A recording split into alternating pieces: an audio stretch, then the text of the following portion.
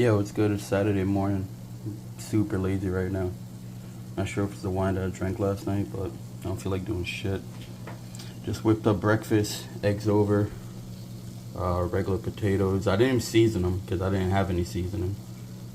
And actually, I'm lying. I had this, but honestly, I didn't use it because it's too maple-ish. And I just got some bacon.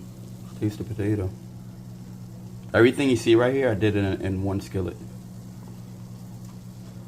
Ooh, they're hot. Super hot, dude.